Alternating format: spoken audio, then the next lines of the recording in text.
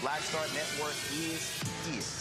Hold no punches. I'm real revolutionary right now. Black power. Support this man, Black media. He makes sure that our stories are told.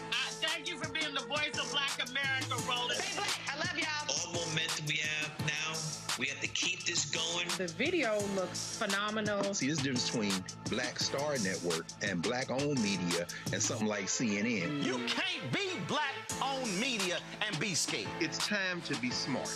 Bring your eyeballs home. You dig?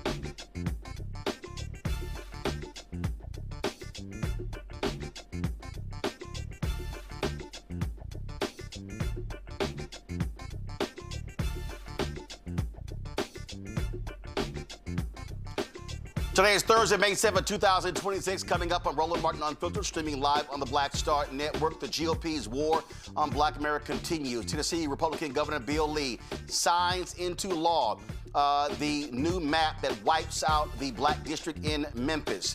We'll talk with a number of folks, including State Representative Justin Jones, who burned a Confederate flag in the state capitol. We have lots to talk about. We'll also talk with leaders in Alabama. Republicans are trying to do the same. What we're seeing is the rise of the Confederacy. Again, former LA Mayor Antonio Villaraigosa will be here to discuss his run for California governor. Also, we'll feature another candidate running for Georgia's Supreme Court. Lots to break down as we lay out this Republican war on Black America. Folks, it is time for us to be engaged. It's time for us to understand that this is a declaration of war on Black people. It's time to bring the funk. I'm Roland Martin Unfiltered on the Black Star Network. Let's go. He's got it. Whatever the miss, he's on it. Whatever it is, he's got the scoop, the fact, the find. And when it breaks, he's right on time and it's rolling. Best believe he's knowing. Putting it down from sports to news to politics. With entertainment just for kicks, he's rolling. It's on go, y'all. It's Roland Martin, yeah. Rolling with Roland now.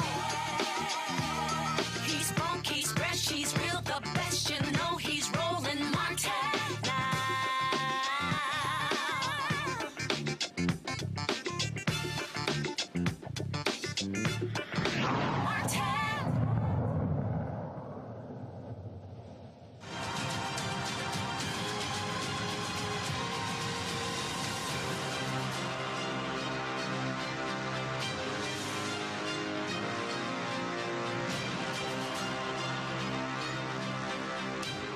Folks, moments ago, Tennessee Governor Bill Lee actually signed into law the new map in Tennessee, wiping out the longtime Black congressional district there in the city of Memphis. They have split Shelby County into 3 separate congressional districts, Nashville into 4 districts. We're going to be talking with State Representative Justin Jones. It was an absolute pandemonium on the floor as lawmakers protested vigorously against these white conservative Republicans doing the bidding of Donald Trump, just wiping out Black political power. That's what's going on. Republicans in Alabama voted today to redraw the state's congressional map despite the fact that voting for this year's midterms has already begun. The state is still awaiting word from the Supreme Court on whether the redistricting can move forward, but under the plan passed today, the state would revert to a 2023 map that would imperil the seats of both Alabama's Black members of Congress, Congressman Shamari Figurs and Congresswoman Terry Sewell. The move targeted the state's 2 Black district is just the latest effort by Republicans to, again, destroy Black political power since the Supreme Court ruled weakening the Voting Rights Act. Joining us right now, folks, to talk about this here, Alabama State Representative Kelvin Datcher. Glad to have you here, Representative Datcher. Listen, the protests have been taking place in Alabama, in Tennessee, in Florida, in many places. And the bottom line here is what we're looking at is this is white conservative Republicans wanting to destroy Black power. We're talking about Alabama. That is the home of the battle for voting rights. You think about Bloody Sunday. We talk about Selma. We think about what happened in Birmingham, also was called Birmingham. Black people shed blood for this right to vote and for representation. And these white conservative Republicans want to destroy all of that. This is absolutely the rise of the Confederacy 2.0. Well, Roland, I mean, pretty much you're encapsulated everything for us. Right now, we know that, while the immediate target is District 2, which Representative Shamari Figurs now occupies, the lieutenant governor and others have been just transparent. They've said, we want all 7 seats. They have said it. They have been intentional about communicating that to everyone else. This is not even, they're not even trying to hide their, throw a rock and hide their hands. This is their plan, their strategy to dilute Black voting power in the South. And they're, Alabama's ground zero for it and has been for a very long time. You perfectly captured what happened in the Alabama legislature. And so, we've got a couple days, we got 1 day left tomorrow, and they're going to force the repeal. That would be a what if kind of situation, because it only comes into the play if the Supreme Court grants an emergency injunction relieving the state of Alabama from an agreement they made to not challenge these districts until 2030. But they're going ahead with it anyway. The governor called us into special session on Friday. We had to be there on Monday. And, we've had hundreds, if not thousands of Alabamians showing up at the Alabama State Capitol to make their voices heard, to let them know this is not American. This is not democracy. And what is shameful here is that this same Supreme Court ruled to create the second that second district. The same court. They did. And as a matter of fact, Justice Alito specifically said in the Louisiana versus Calais case that the Alabama ruling is not overturned. It is not overturned. Still, our governors called us in a special session so that these maps could be in place just in case the Supreme Court changes their mind from what they did just, less than a week ago. So it's really a kind of and it is abuse of power. It is an overreach by Republicans in this state to go after Black voting power. It is not a Republican on Democrat attack. It is an attack against Black voting power in the state of Alabama. And it's no different than what's happening in Tennessee. No, sir. And so, Alabama's been a testing ground for a very long time for everything from Project 2025 to other strategies that the far right has tried to employ across America. And it's sad because when you walk down the halls from my office to the chambers, you'll see pictures of every set of legislators that have represented the state of Alabama, the legislature. And so you'll see these pictures, and through the years, they got whiter and eventually got a few more women and eventually got a few more African Americans. It is as if this legislature and this governor wants our pictures to look not like 2026, but instead like 1963. Absolutely. That's exactly what is going on here. And we're seeing this play out over and over and over again. And I'm telling you, I have been saying to Black people, this is a declaration of war. What we should see is the largest Black voter mobilization effort since the Voting Rights Act was passed in 1965, as well as since the presidential election of Obama in 2008. The only way to battle this, the only way to beat them is to destroy them, crush them at the ballot box. We must overwhelm the ballot box. That means not 65% or 70% of eligible Black voter turnout. No, it needs to be 80, 85, 90, 95%. They must feel the wrath of Black voters at the ballot box. We are fortunate in Alabama that we have tremendous minority leaders in the Senate with Bobby Singleton, and in the House with Anthony Daniels. And today, Leader Daniels talked about that. There are between 600 and 800,000 registered Black voters in the state who do not vote. So we're not even talking about unregistered voters. We're talking about folks who are on the rolls who can just show up and cast that vote and send a message to Montgomery and to D.C. that we are going to fight for our voting rights in the state of Alabama. And so we've already started. We started talking about that today. We have a primary on May 19th that one of the bills would actually throw out votes that have already been cast via absentee for the May 19th primary. And then in November, we got to make it happen. We've got to make it happen, man. I know we turn out folks for the Magic City Classic at the end of the month in October, but the next week is even more important. Our folks have to show up at the primary, at the general election in November. It has to happen. That is the only way we can make our voices heard. Again, the thing that I've made perfectly clear, this is not a moment to play games. This is not a moment to sit here, just be all outside, dance and doing those things. We need to understand what they are doing right now is they want to destroy Black political power for the next 1 to 2 generations. This is no different than what Southern racist Dixiecrats did after Reconstruction when they could not stand Black political power. Same thing is happening right now, and people need to understand it's not going to stop at congressional seats. It's going to then go to state Senate seats, state rep seats, county commissioners, judicial seat, city council, school board. These people will not slow down. They must be stopped.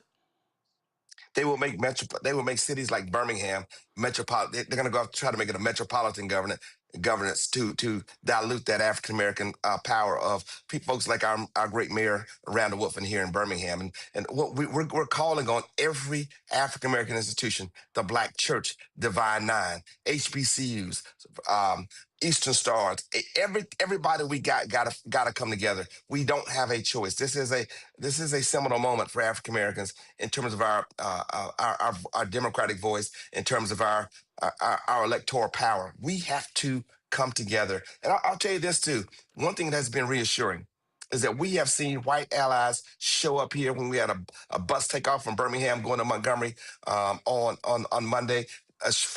White folks showing up, supporting us at the State House. That is the ultimate challenge, Roland, is to have Black voters work with working class white folks to send a message to D.C. about that we have these same opportunities and values that we share amongst those two groups. They want to divide us and keep us separate, so we cannot have the kind of impact that we want to have, but we will not be deterred. We are determined, and we are going to fight all the way to the end. Well, we're going to need those white allies to wake the hell up, to register their people, talk to their folks. And again, what I have been saying is every single week in every city, in every southern state, there should be a citizenship training class, teaching people, informing, educating them, enlightening them what's going on. Because again, these people are not going to stop. They are angry with the success of Black people in the last 60 years. They are pissed off with what happened after the death of George Floyd, the murder of George Floyd, with Black Lives Matter, and I laid out my book, White Fear, how the browning of America is making white folks lose their minds.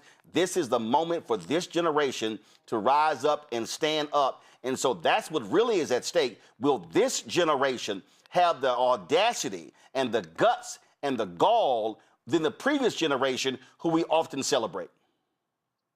Well, I mean, if you look back at the 60s right here in Birmingham, we had folks like Tall Paul and Shelley the Playboy on the radio sending messages to get us organized. We have all the tools at our hands, man. Yep. Everybody got it in their hands. We can get directly to everybody, send a message, communicate back and forth, track where folks are. We can know folks that voted that day. If they've not voted that day, send them a message. Hey, text me if you need a ride. Text me if your mama needs somebody to pick her up. We have all the tools in our hands. We don't have any excuses anymore. We are motivated. They have shown us, that, hey, they're going to do whatever they need to do, because it is simply about power. It's not about what's fair anymore. It is about we want more. And so they have made that decision. And right now in the state of Alabama, it's playing out right in front of our eyes. And our elders are calling us to do what they did.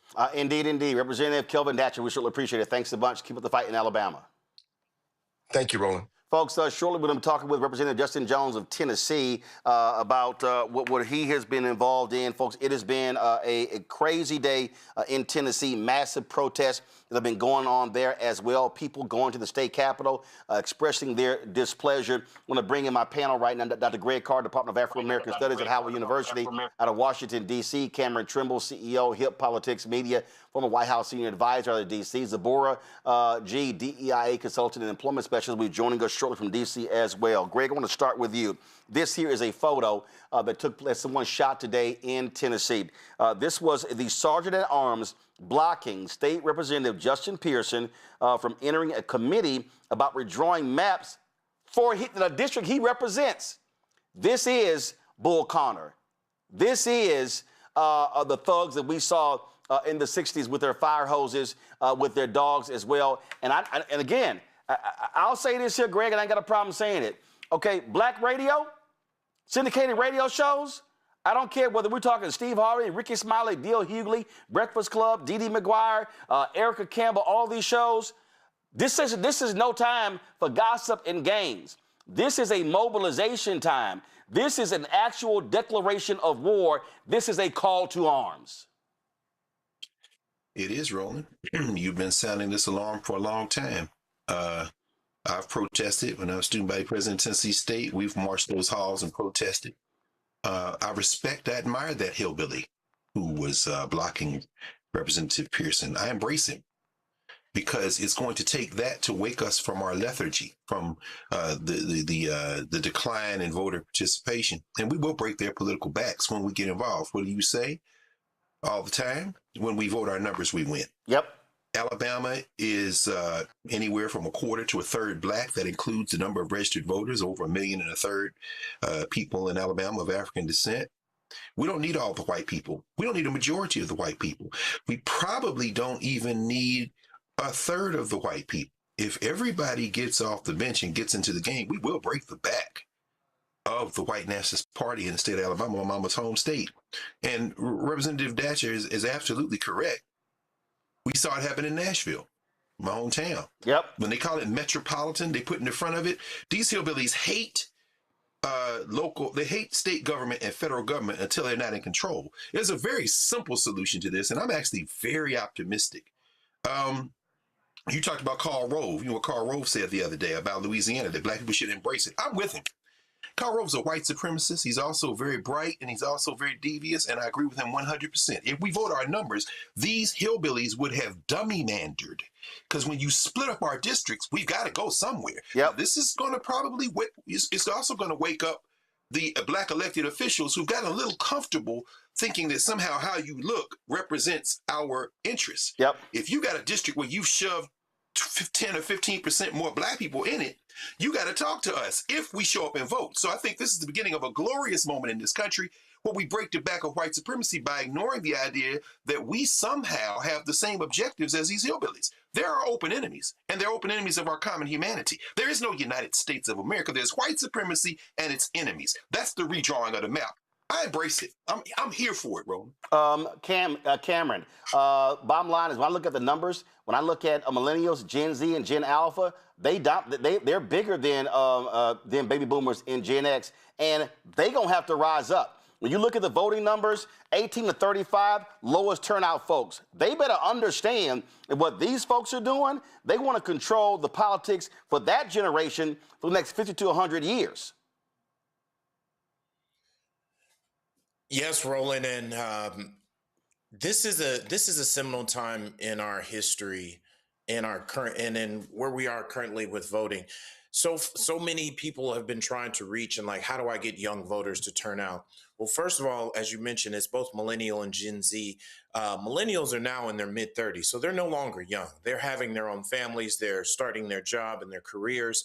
And this is an opportunity for us to engage them daily. What gives me pause and what makes it, while we have a great opportunity, as Dr. Carr says, and we should embrace it, we are in a different time than in the 60s and 70s. We've been satiated. It's been the mass distraction that is social media, that is pop culture, that is reality TV. So many different things are pulling us away from what's really right in front of us. And what I challenge, not just elected officials, but organizations with the parents and our grandparents and everyone's generation, is not to admonish this next generation, but to encourage educate, and mobilize. And whether you've got to convince them, whether you got to bribe them and say, hey, I'll help you out with one thing or another if I make sure you go out and register and make sure you go out and exercise your vote, or you drag them to the polls. Those numbers look good on paper, but we have to do a job across the board. I love what you said earlier about making sure we get some of this syndicated radio, make sure we're getting all of our content creators, talkers. People really need to be on this, because we are now in a place where our phones, all these different things that can distract us daily, can kind of lull us to sleep. And also, the last thing I would say is you're doing such a great job of talking about this every single day, but mass media has moved on from this. Mass media and mainstream media is consistently suppressing this conversation. So we can't look there to hope that, oh, everybody just knows what's happening. This is a all-out effort from our entire community to ensure that we all vote. Well, I don't waste my time with the hell mass media is doing because they don't give a damn about black people anyway. I want to go to my next guest right now. State Representative Justin Pearson joins us right now. We also are joined by Representative Parkinson. Glad to have both of you here. Representative Pearson, glad to get you here. I showed that photo earlier. You went face-to-face with state troopers and others there today. There were protests taking place. People were on the floor. Now you have that racist Speaker of the House who now is saying, oh, they may now put sanctions on people who protested on this floor. Guys, roll the video. There were protesting happening all in the state capitol. People were outside. People were making it clear. Also, Representative Pearson, this just saying the NAACP has already filed their lawsuit against Tennessee as a result of the actions of Governor Bill Lee signing this bill into law.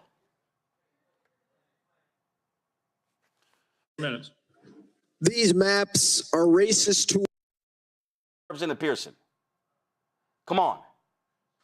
Representative Pearson, go ahead.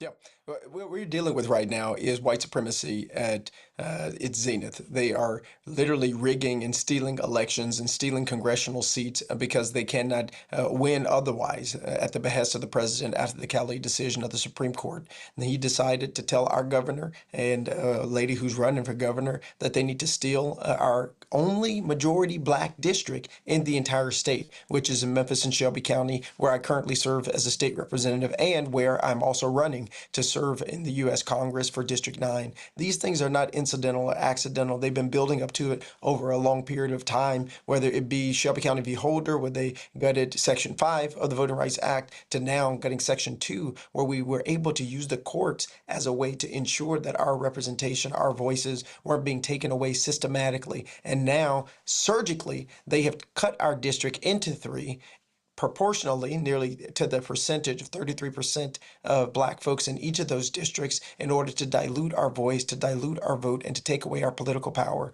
And you mentioned this, but over the next several months and couple of years, we are going to see the largest purge of black people in elected office since the end of Reconstruction. Because right now, they're coming for congressional districts, but next they will be coming for our state house seats and our state senate seats. And let me talk particularly about the South here. In the South in particular, there are 12 to 20 U.S. congressional seats that we might be on the verge of losing. There are 200 state house and state senate seats that we will likely lose due to the response and the white lash by white supremacists who are in these positions of power. And so, yes, we must vote, and also we must build power that sustains us for the long haul and share a vision for our country, share a vision for the South where there's healthcare access, there's opportunity in education, there isn't environmental racism and degradation, and that black folks who are in positions of power, that we use these positions, not just to push yes and no on buttons, but to build power in the communities where we are serving. But this is the fight of our life, and everyone has to be engaged in it. Representative Parkinson, listen, do all members of the black legislature now realize what's going on? I know you've had folks, back and forth, and some folks like, hey, how do we deal with the other side? But Republicans have made it perfectly clear they don't give a damn about a single black voice in the legislature, and they damn sure don't give a damn about a white Democratic voice there. Today was actually a remarkable day. Today we saw unification from not just all of the black members of the Tennessee Black Caucus, but also the other members of the Democratic Caucus, our white members as well. On both sides, both in the House, both in the Senate, everyone, did their thing and did it to the max and really, really showed out and showed a force of unity that I hadn't seen in a long time. All right, so what's next? I mean, listen, I think, frankly, you can't take it lying down. I think it has to be maximum pressure and shut the state capitol down. I mean, to a grinding halt. It cannot be, from this point forth, it cannot be business as usual in the state capital of Tennessee. I agree. That's exactly right. Are you going to say no to my No. Parkinson, you go first. I got another question for Pearson. Go ahead. Okay. Yeah, I agree with you. I think what we're seeing is these white folks have deployed the nuclear option. And I think what we're seeing also is the response to the ever-changing landscape of America and the desperation that is coming from these individuals to keep themselves in power. And so it is almost like you putting a cat in a corner when you're trying to give a cat a bath and they're scratching and clawing, to get away from you. And I think that is what we're seeing. And just as they pulled the nuclear option, it is important for us to pull the nuclear option as well. And that's why today I mentioned and talked about succeeding. We need to start having that conversation about secession from the state of Tennessee. We are in an abusive relationship with the state of Tennessee when it comes to Memphis, Tennessee. And so how long do we stay in that abusive relationship before we get the hell out of it? And I think that there should be some real conversation and some real resources that are put forth so that we can start having, some type of strategy or plan to get our asses out of this abusive relationship with these white folks. Representative Pearson, you, of course, were challenging Congressman Steve Cohen for that seat that's there in Memphis. Now, with this action here, that wipes it out. Are you now recalibrating? Are you now looking at one of those? Shelby County is now split into 3 districts. Are you now looking at running for one of those 3? So first of all, we are definitely still running for Congress. We are really grateful to the NAACP, Kristen Clark and Derek Johnson there for the emergency lawsuit that they filed. But I also am going to be filing a lawsuit pretty soon here once the governor signs this paper as a plaintiff, because this is unfair. We've spent millions of dollars into this race to serve District 9 in the way it was constructed. And our constituents of 750,000 people had an anticipation of what was going to be on their ballot, and that was taken from them. So we're going to fight tooth and nail for the district to remain the way that it is. And also, I'm still running for Congress, and we're going to make sure that the issues of economic opportunity, making sure we expand access to health care, make sure that we invest in our veterans, protect our environment and the gun violence epidemic, become and still remain the top issues across the state of Tennessee. Whether you're in a rural area, whether you're in a suburban area, whether you're in a more urban area, those are the things that people want. They want a life that's more affordable. They want more access to opportunity, and they're tired of billionaires stealing from working class people. Well, I think it's time for black football players to tell University of Tennessee, thanks but no thanks. I mean, this is where everything is on the table. And if it is business as usual, Representative Pearson, these folks are going to continue to screw us. These white lawmakers in Tennessee must feel the pain. They must feel the economic pain. And the people who stand with them must feel the economic pain as well. It was Dr. King who gave that sermon on April 3rd, 1968 at Mason Temple in Memphis, talking about the need to redistribute the pain, having economic withdrawal. And so it's abundantly clear what they're doing. They do not care.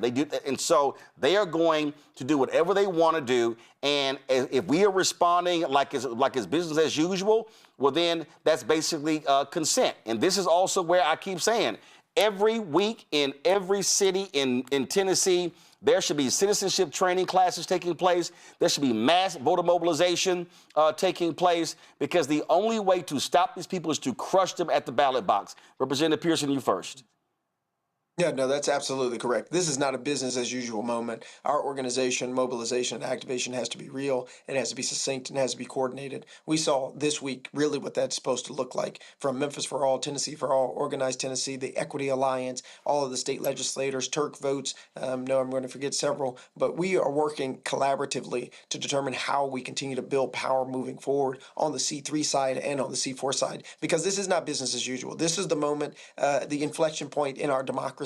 And if we don't build power, if we don't register voters, but also if we don't turn voters out, because we always register people, but we have to make sure they actually get to the polls, then we are going to continue to see our vote be taken for granted and not have the effect that we needed to have at the state level, at the local level in these mayoral races. And I do also agree that for we who are currently serving in these positions, we can't go into session thinking the same way we thought in the past. I think there has been way too much capitulation, way too much silence, way too much, aiming for bipartisanship, when in effect, what we have ended up doing is giving away our leverage to fight against some of these racist attacks in our community and on our communities. And so, yeah, this is not business as usual. We got to help also our brothers, sisters, and siblings in Mississippi, Alabama, all the other places where we're likely to see this happen. And we have one of our senator sisters standing on her desk holding an entire sheet that said, no Jim Crow 2.0, every senator protesting in the front of the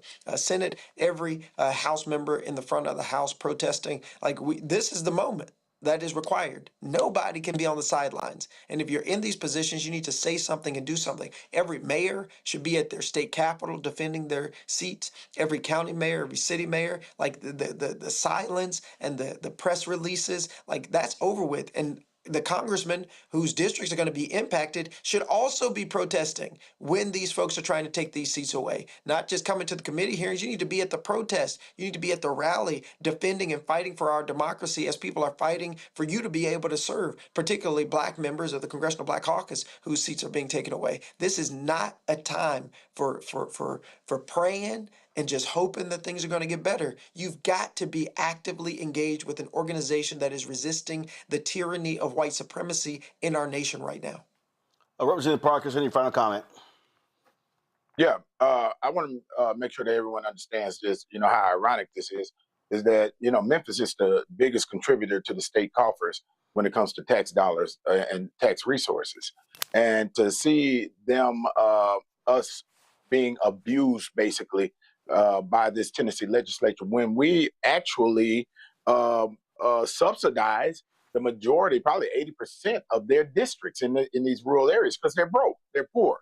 And that's why I keep on coming back to this. If Memphis and Nashville were to leave the state of Tennessee, it would probably be one of the wealthiest Democratic states in the Union.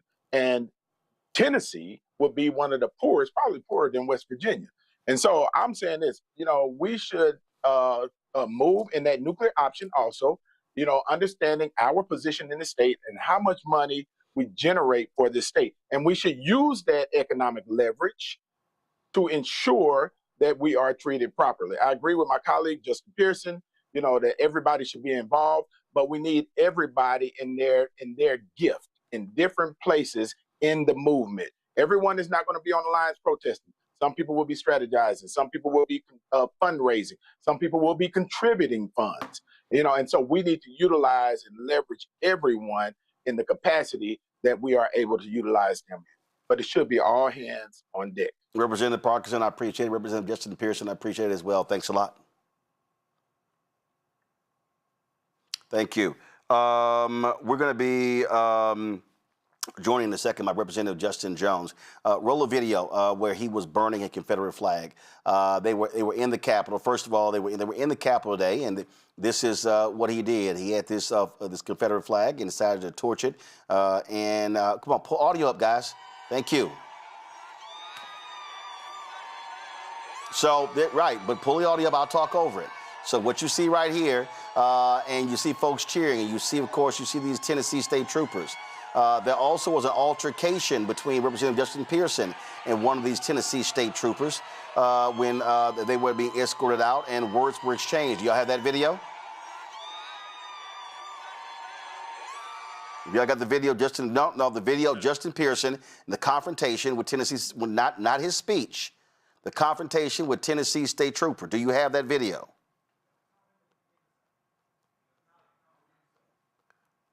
All right, so again, folks, you had protests that were going on. This right here, y'all, is some of the video right here. Go to my iPad. Come on.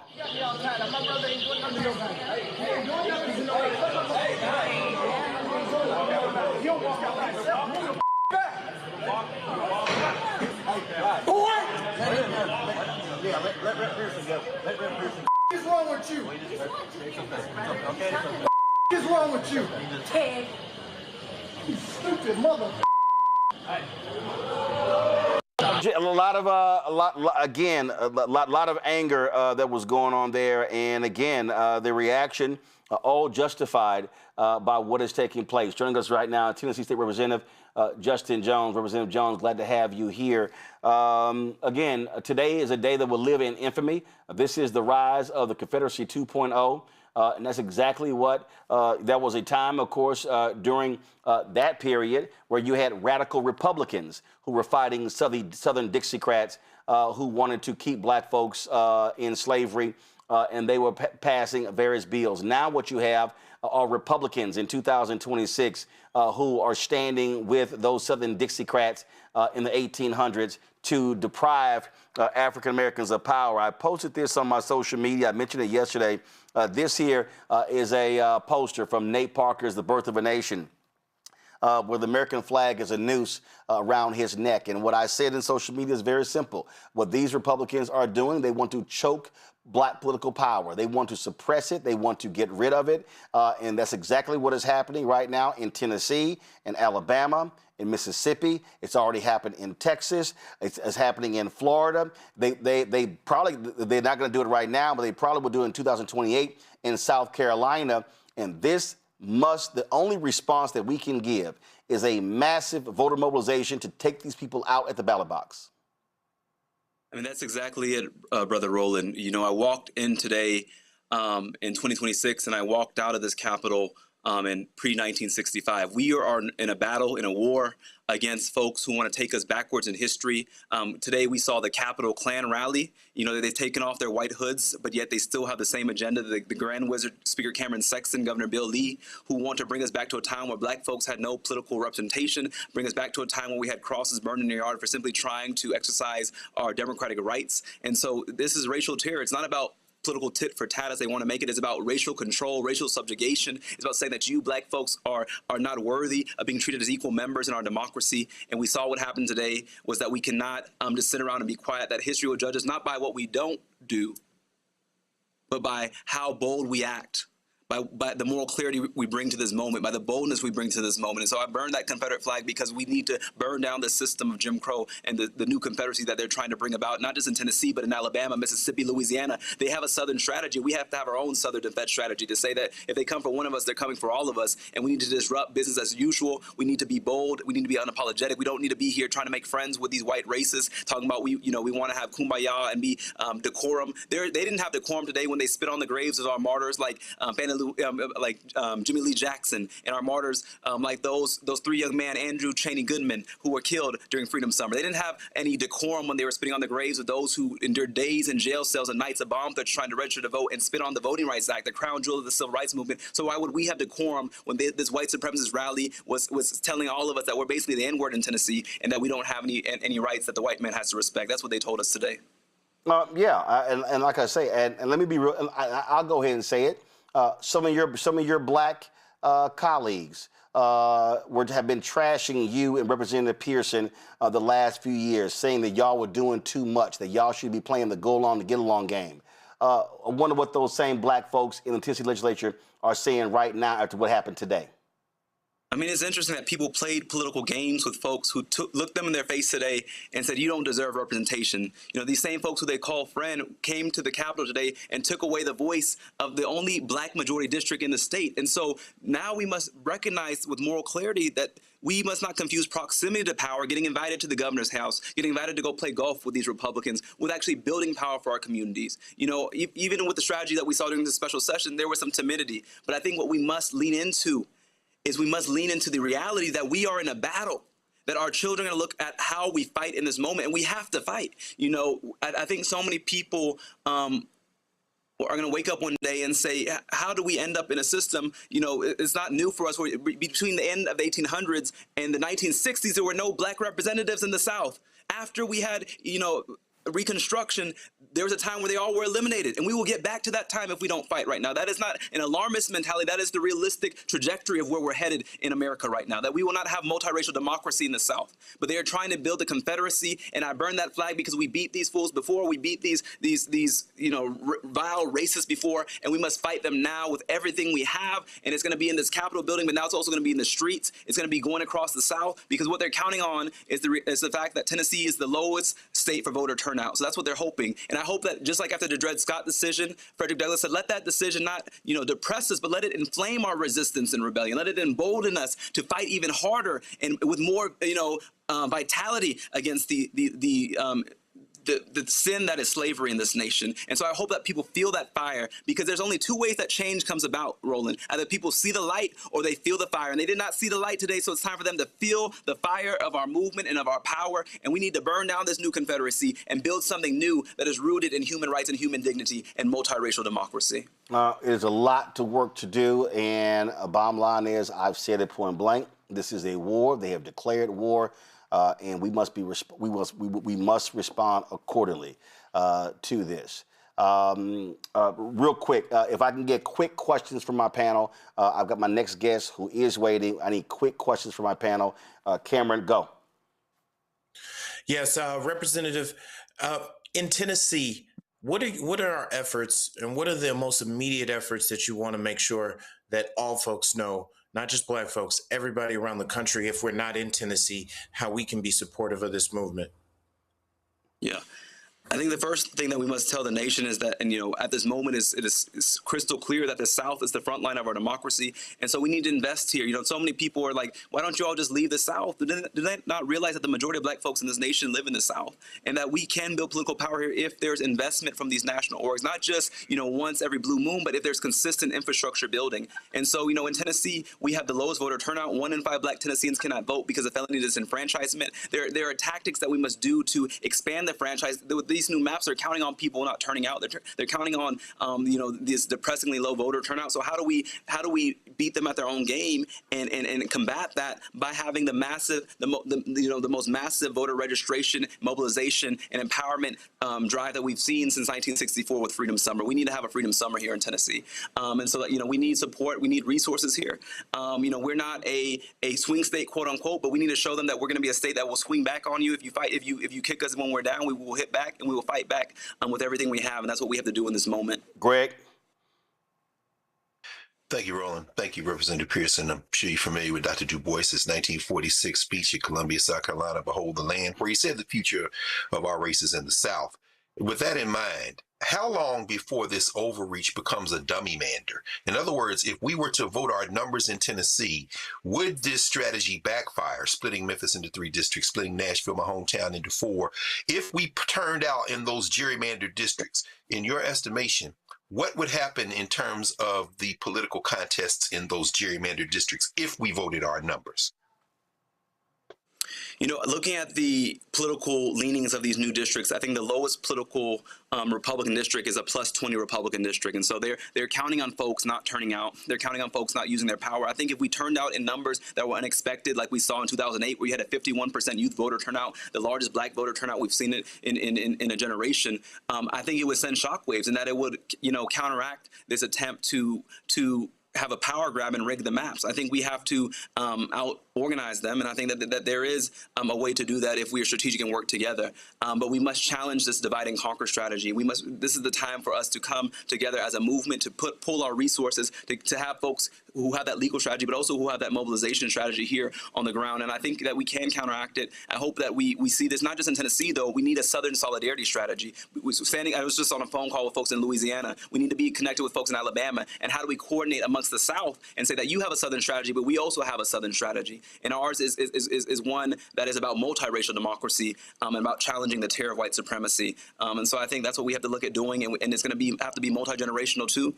We have amazing elders who've been in this work. I was just been in touch with Ms. Diane Nash, one of my elders, and we need to have this intergenerational conversation about what we do in this moment and how do we pull together that wisdom with the urgency and the energy that some of these newer groups are bringing in this moment. Representative Justin Jones, I certainly appreciate it. Thanks a lot. Thank you, brother. All right, folks, let's talk about what's happening in California. They have a gubernatorial race taking place there. It is a jungle primary, meaning the top 2 folks who get the most votes go on to the general election. There was a debate the other night, and one of the leading candidates, a Republican, is an admitted member of the Oath Keepers. Yeah, that came up during the debate when he was challenged by former LA Mayor Antonio Villaraigosa. Roll it. My hand, sorry, change. You're an Oath Keeper. We all know that. And I'm very proud of it. No, well, you should. I'm very proud of it. And guess what? You're going to swear an oath, and you swore an oath. You should know what you were swearing and be proud of defending it. I don't think an Oath Keeper is qualified to be governor. I don't think you know what an Oath Keeper is. Let me answer the question. I said, if an undocumented person committed murder, they should be held accountable. They should go to jail. And you keep on saying that sanctuary prevents violent criminals from being turned over. I said it prevents criminals. Fact, as I said earlier. I said it prevents criminals. Don't lie for me. In fact, as I said earlier, thousands have been turned over since 2019. Obviously not enough. Steve Hilton, let me be clear. I know you're recently arrived to California, but if you've read the Bay Area Institute, the UC Merced study, immigrants, if we took them all out, including the undocumented, it would be a $274 billion hit to the California Sheriff Bianco, economy. just to follow up on what you were just saying there, and you said you're a proud Oath Keeper. Are you referring to the group I've sworn an oath 3 times to defend my Constitution. Taking an oath as yes, your and job. everybody that wants to, like, again, lie and emotionally get all spun up about the Oath Keeper organization, I just would, before you do that, and I know none of you have, I want you to go read the mission statement of the Oath Keeper mission statement and the I saw them on ACLU. CNN attacking the Capitol. And the ACLU. I saw a politician molesting kids. Does that mean you molest kids? What? Exactly. Don't pull those stupid statements out and expect to not be called out. But Sheriff Bianco, you have no reason to. There is you're absolutely not qualified to be governor of California. I am extremely proud of swearing an oath to defend my Constitution against politicians like this. The Oath Keepers, first of all, joining us right now is Antonio Villaraigosa. Mayor, the Oath Keepers, far right-wing extremist group, anti-government. So you got somebody running for governor who is proud to be a part of an anti-government organization that's also racist. The sheriff of Riverside County, who can't say that these people attacked the Capitol, they beat up cops, some died, and he's proud to be an Oath Keeper. And not only that, the leader of the Oath Keepers, Stuart Rhodes, somebody who was convicted, who Trump pardoned. He was convicted of sedition. Is he saying that he's proud to be associated with that person? Clearly, Roland. Look, and by the way, let me just say something to the House of Representative member Justin Jones. I love the young leadership, new generation of leadership. Everything he said made a lot of sense to me. I hope that people listen to him. I've said for a while now, I'm running for governor at a time when Donald Trump represents the biggest threat to our democracy. These immigration raids are a brutal example of that. We need to use the ballot box and the courts, but we need to build a movement, and Justin was right about that. I'm here today because there's a Civil Rights Act and a Voting Rights Act that gave me the opportunity to break a couple of glass ceilings now, Roland. You've heard me say that before. And we've got to protect our voting rights. We got to protect our democracy against extremists. And yes, Sheriff Bianco is an extremist. He represents the worst of what we've seen in our body politic. People that think it's okay to attack the Capitol after they lose an election. A party that can't say that Donald Trump lost the 2020 election, and one that can't question anything he does, whether it's the war in Iran or these nasty, ugly raids or the voting rights challenges that are happening with gerrymandering across the South and the nation. Let's talk about this race. Obviously, there are a number of people involved. Former Congressman Eric Swalwell, he dropped out of this race.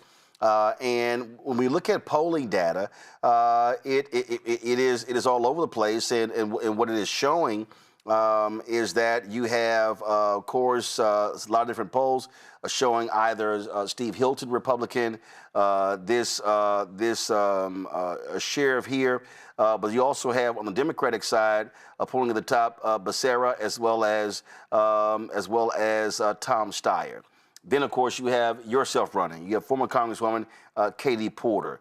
A lot of people are saying, hey, more Democrats need to drop out because this is potentially could allow 2 Republicans to be in the top spot, freezing Democrats out. What do you say to that? Well, first of all, 2 or 3 already have. That's one. 2, look, we saw in the last Senate race, the U.S. Senate race, it was 1 Republican and 1 Democrat. We saw that in the last governor's race as well.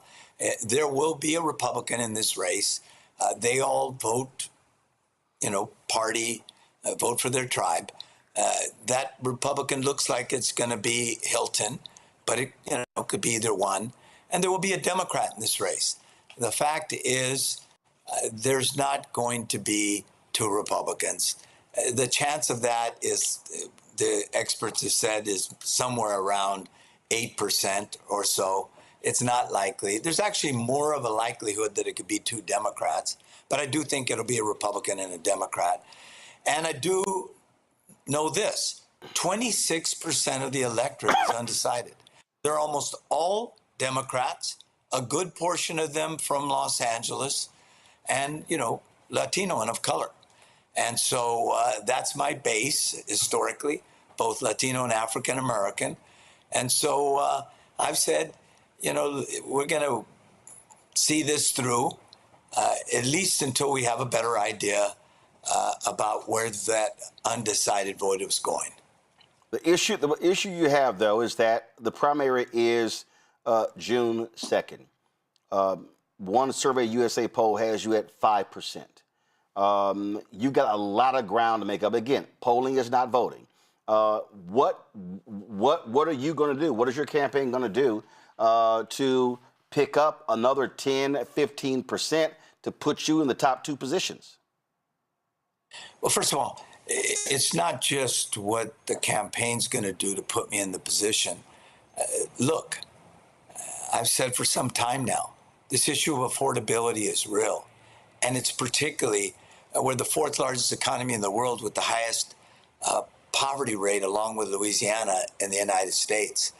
The fact is that that affordability issue is disproportionately hurting Latinos and African Americans in this state. And what I've said is it's Sacramento policies that got us here. Just wrong-headed policies that had made it impossible to build homes, impossible to invest in infrastructure. You know, gas prices, the highest in the country, $2 a gallon higher than the rest of the country. Effect of moving the party to a smarter place. You know, we're 25% Republican, 40% voted for the most right-wing guy that we've ever had in the White House, and 48% said they're open to a Republican last November, a Republican candidate for governor. So what I've said is we've got to get our house in order. We got to speak truth to power. And, you know, my candidacy has had that effect. But look, at some point, we'll make a decision. We're not making that decision today, but I can. I'm the only one in this race that came out of the civil rights movement that understands that we've got to win working families again. We're losing them in big numbers, and we can't just be a party of affluent white people that have, you know, a college education. What I said when Democrats were saying that the economy was doing well and that inflation's down, I said, you know, people don't understand the difference between the cost of living and but they know this: they can't afford rent, they can't afford gas, and they can't buy a home anymore. And so I think we've got to speak to those issues. I have, and have been willing to challenge even my friends. All right. Antonio Villaraigosa, glad to have you on the show. I certainly appreciate you joining us. Good luck for the remainder of this campaign. Roland, it's always heard that I could be on the show. I said, I had something else, but I wanted to be on the show. I certainly appreciate it. Thanks a lot. Bye-bye. We'll go to my panel right now. Let me start with you, Zabora, and that is this. Listen, this is a crowded race. And when you talk about folks who are running, again, you've got you know, 2 Republicans who are at the top there, Steve Hilton, but you've got Tom Steyer, you've got Villaraigosa, you've got Katie Porter, you've got Xavier Becerra, you've got Tony Thurmond, you've got Matt Mahan, and so those Democrats are splitting up the Democrat vote. And I mean, you would think in a blue state like California, you would have 2 Democrat candidates at the top. Something's going to have to give. Some more folks are going to have to drop out. of these different Democrats is splitting the vote, and they're not thinking about the needs of the community. You know, listening to him, I'm like, okay, you understand that affordability is the issue, but you've had an opportunity to impact those things. What are we going to do? How do you really get the message to the people that really care about it? How do we get people out of their homes and out to vote for the primaries? That's super important. We can't just keep looking at it like we're going to focus on these things that we've always done. And those things are not working today. Politics are different today. People are young, people have families, people are trying to survive, and you have to think about what are their needs and how do we really meet their needs and get them out from their homes to vote. And if they're not educated, or if you're not coming into the communities and really showing what's the real plan, we've heard enough talk from the politicians, we have enough of you doing the political thing, and y'all can't even agree as a party, like who needs to drop out and who should stay, so that we can really make this successful. It's like we can't be arrogant and think just because this is a Democratic place that you're going to win anyway. No, these are people with real needs. Affordability is an issue. However, my everyday life, how I get to work, how I take care of my family, those things are important to me. And if your policies are not matching that, I don't know where we stand if you have all these people running and they are kind of going at each other instead of really coming together and coming up with a plan that really impacts the people in the community. Greg, look, there's a lot of candidates also running on the Democratic side for governor of Georgia. But in California, it's different. It's a jungle primary. And yeah, I think over the next couple of weeks, it's going to be some folks going to make a serious decision whether they continue. Bottom line is this here. If you're polling below 10%, you have no shot being in the top. It's going to be difficult for Villaraigosa, for Mahan, even Katie Porter. Listen, she was leading this race until that video of her yelling at a staffer came out. She's still trying to rebound from that. And you got a lot of Democrats who are moving towards Xavier Becerra, the former Secretary of Health and Human Services under President Joe Biden. Yes, sir. And I think Becerra is the Democratic frontrunner. Probably will be one of the two people. We'll see if the billionaire Steyer can buy his way into the top two. We know what happens near the end. This is when we're seeing it here in the District of Columbia with the flood of advertisements for the mayor's race here in the district. The bombardment will now come. The White Nationalist Party has its Representative Hilton, a Fox News commentator, which is, of course, qualifies him for the racists in California who will turn out. The objective is to keep him out of the top two. Certainly, Mayor Villaraigosa would be a solid choice. As you say, he unless something really untoward happens, he's not going to be in the top two. As far as I've seen in terms of the polls I've looked at, doesn't look like anybody's cracking a fifth of the people polled, some 18 to 20% for front runners. Although, as you say, we've seen this with Secretary Becerra. He has now begun to perhaps surge over 20%, as high as 24% in some pieces I've seen. But finally, the implosion of the Katie Porter polling numbers speaks to a very difficult thing that we have to wrestle with in this country. And that is the vapid decision-making process for too many voters in this country. Yelling at staffers, sure, that's an issue. But if affordability is an issue, how in the hell does that become an issue that causes your numbers to crater unless you're living in an idiocracy? We have to be serious now. This is a theme that throughout this show, as you've talked to representatives from Alabama and Tennessee. It's time to be smart. That is a disturbing thing for us to send shockwaves for. But I'd be surprised if Becerra does not emerge in the jungle primary. But we've got to be careful because California is a wild card. After all, they did put a damn movie actor in as the governor of the state not too long ago. And so anything I think can happen in the state. And then you got an idiot reality, a failed reality star running for mayor and leading in some ways for mayor of Los Angeles. It shows to go you how crazy this is. Cameron? Yeah, we have to be careful because California is our last stronghold. Our biggest stronghold is the Democratic Party, just given its size and opportunity, and especially as what we just talked about in the previous segment of the rapid reshaping and what I really think is the illegal redistricting across this country by Republican legislature that California gives us an opportunity to do that and win some of those seats back. But if we don't have a Democratic governor, that's off the table. And then who knows how far that puts us back. So I'm really hoping that both, not just the voters of Californians, but that all of those folks that are running really look in the mirror, really look at the polls, really look at their opportunity, and do the right thing. And everybody claims this is it's bigger than themselves, and they're doing this for not only for Californians, but for the country.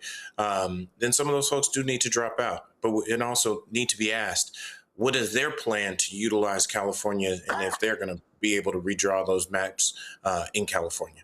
Folks, got to go to a break. We come back. We're going to show you what Representative Justin Pearson had to say today on the floor of the House in Tennessee. We'll show you more of that. Also, at the bottom of the hour, we'll talk with a candidate who is running for one of 2 Supreme Court seats in Georgia. No incumbent has lost an election in Georgia in 100 years. They also have this weird quirk where if you resign from office, it cancels the election, which is sheer stupidity, Georgia.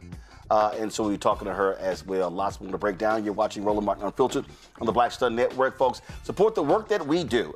It's really important that you do that because, again, what we're doing, no, guys, not yet. What we're doing is stuff that other people are not doing. And that's critically important. When you talk about this coverage, and y'all know, I don't waste time with no gossip stuff. I'm not dealing with any of that nonsense. It means nothing to me. It serves no value as far as I'm concerned.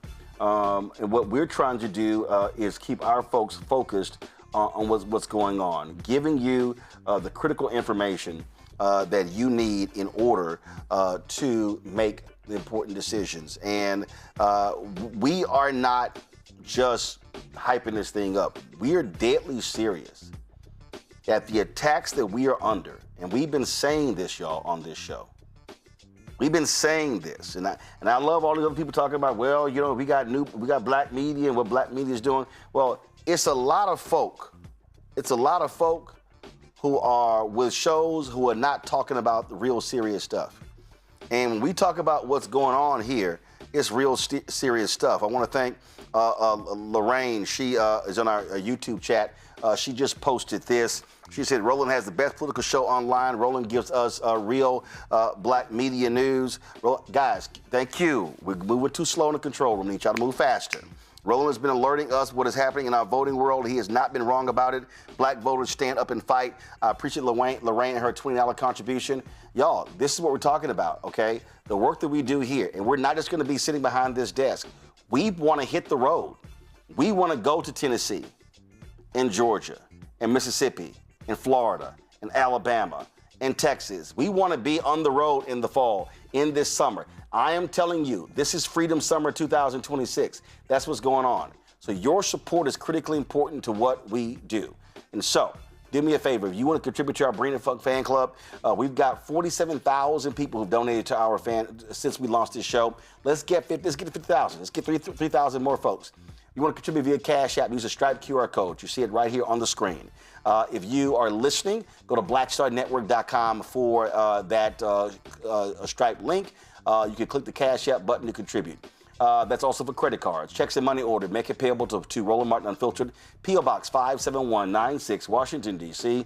2003 7-0196. PayPal, R. Martin Unfiltered, Venmo, RM Unfiltered, Zelle, Roland at RolandSMartin.com, Roland at RolandMartinUnfiltered.com. We'll be right back. With medicine and science under attack, I want to keep you and your family informed and healthy. I'm Dr. Ebony Hilton, and I knew at the age of 8 that I wanted to be a doctor. So I studied hard and became the first African-American female anesthesiologist hired at the Medical University of South Carolina since its opening in 1824. And I always say I was made into a doctor, but I was born to be a mom. And as a new mom, wife, sister, daughter, and friend, I understand how frightening a medical crisis can be. I care for individuals on some of the worst days of their lives, and it's my mission to provide you with a safe space to gain clarity on issues affecting your mind, body, and soul. I I recognize that there are health disparities, particularly as it pertains to race, and I want to help bridge the gap between you and your healthcare providers. Join me every Thursday for Second Opinion on the Black Star Network, where each week I'll invite experts from various medical fields to share the latest health news. We'll discuss topics such as the vaccine debate, mental and sexual health, medical bias, infertility, menopause, andropause, nutrition, and aging. Together with my medical colleagues, we aim to provide you with a second opinion. Don't miss it, Thursdays only on the Black Star Network.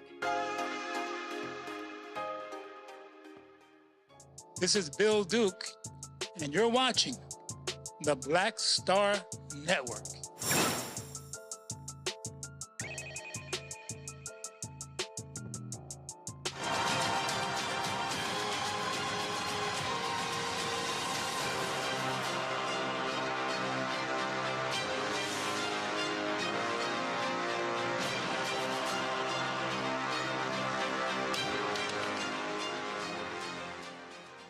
Folks, as I said earlier, shortly after Tennessee Governor Bill Lee signed these new maps into law that wiped out the majority black congressional district there in Memphis, the Tennessee Conference of the NAACP filed this lawsuit against the state of Mississippi. They were seeking an emergency petition for declaratory judgment and injunctive relief.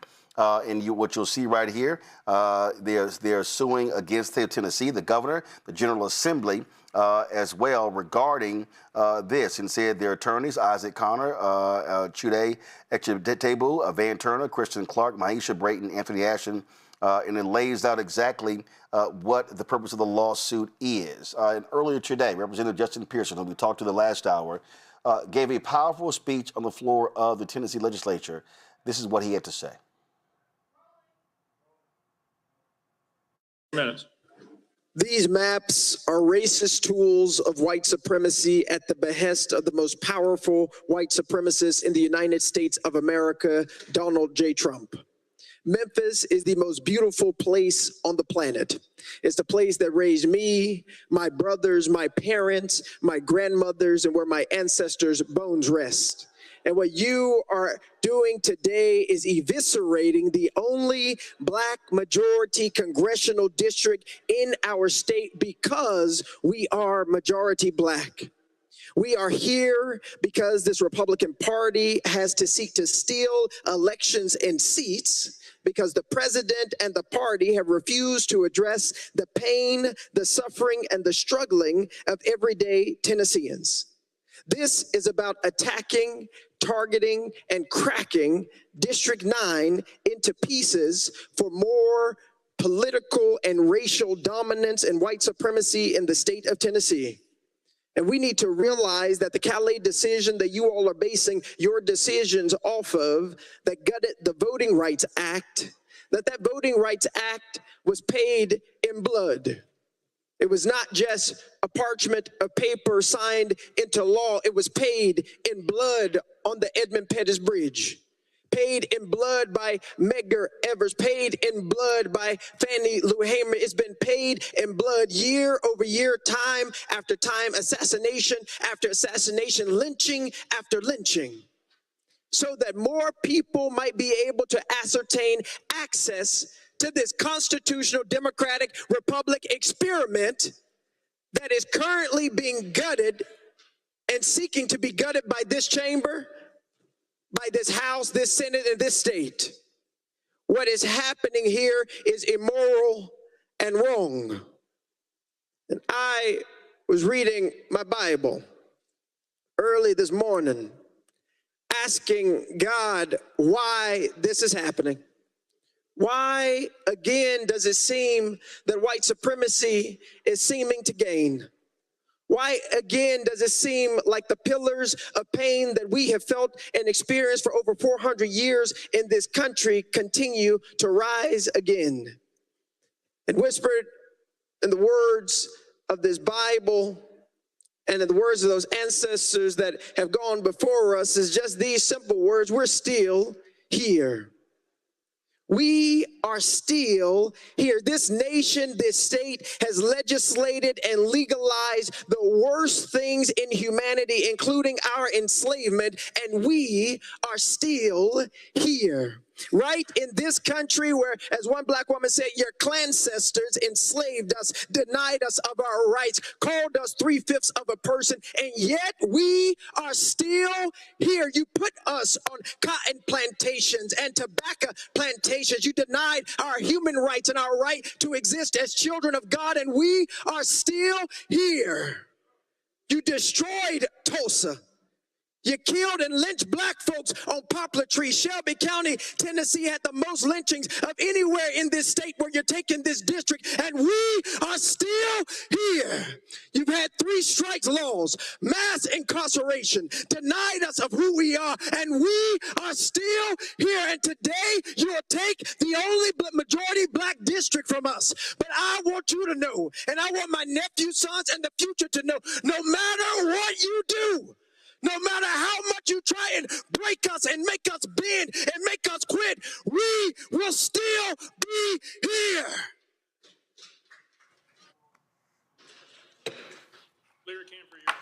Zabor, this is how shameful they are. In addition to passing these maps, they've also removed a state requirement for election commissioners to tell voters when polling places have changed when new lines are redrawn.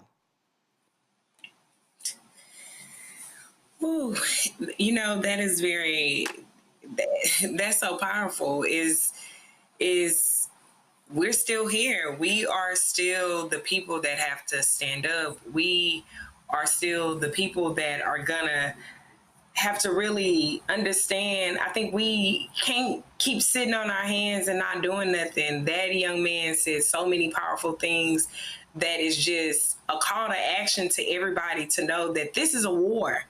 We can't sit here and not understand that everything is on the line.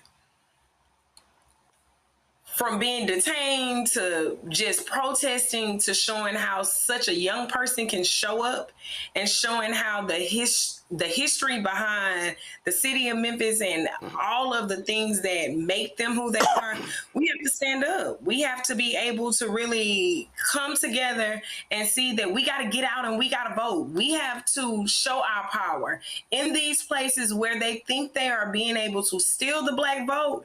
We got to energize and motivate our voters to be organized, to be at the community gatherings, and to just show up, to not allow them to destroy the history and the work that our ancestors have did for so long. What this is about right now, it is a war, Cameron, and there's nothing else that we can say about this. And I'm telling you right now, every blue state, since Tennessee has done this here, must simply say, fine, we're going to wipe all Republican seats off the map. And that means the Senate president in Maryland needs to get off his ass and stop blocking what they should have done there. Yes, it's unfortunate that we are here, but we can't play by a rule book that the other side literally doesn't even acknowledge exists. This isn't a time for us as people, for us as leaders, for the media, for everyone to call to task every single elected official. If we voted for you and we're seeing what's happening all around the country and understanding that our power as black folks, that our power as minorities, just our power as Americans is being taken and stripped away from us. And we voted a Democrat into governor. We voted someone into those state legislature seats, and they're not willing to fight back. We need to understand that, hey, you're on the menu too this fall, because this is something where we will look up and try to play the nice role we might have been trying to play by an old set of rules, and we will have no power. It won't just be black folks. It'll be anybody who just believes in general democracy will not have power. So if you're not on their side, you're not going to have any representation. So this is an opportunity and a time where we must demand the most from everyone we put into office.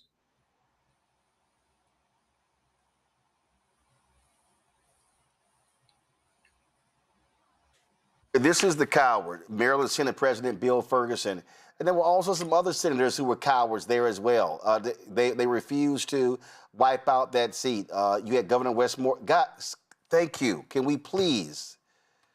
You had Governor Westmore who said, hey, redraw the maps. And I'm sorry, Democrats are going to have to get some guts and be as ruthless as these damn Republicans are. It's true. Bill Ferguson, I don't know a whole lot about him. I know his top campaign donors, if you look at Open Secrets, the top donor says NA to the tune of about $20,000. And right after that is MedStar. I don't know if this is the people who own him in terms of his donor base. I don't know that if he's just a soft white nationalist or because it's Baltimore City, of course, or it could very well be with that 7-1 majority. He thinks that a complete sweep would lead to a potential dummy mander. I mean, it could be some combination of the three. But one thing's for sure, the reason, as you say, the stupid, what appears on its face as stupid, the idea that you shift these precincts and don't tell people, has in fact been enshrined in current Supreme Court jurisprudence by the white nationalist majority on the Supreme Court in the 2021 Brnovich versus DNC case in Arizona, which, of course, as you remember and talked about at the time, the idea that if you show up at the wrong precinct, they give you a provisional ballot and they don't have to count it. This is what Alito, a purebred racist, and his little racist crew, John Roberts and others, John Roberts, of course, who has had a kind of almost erotic desire to overturn the idea of one person, one vote, had backed in the Brnovich case. So this is all part of a strategic plan. And that leads me to really the observation I want to make, as we heard a very moving testimony there by Representative Pearson.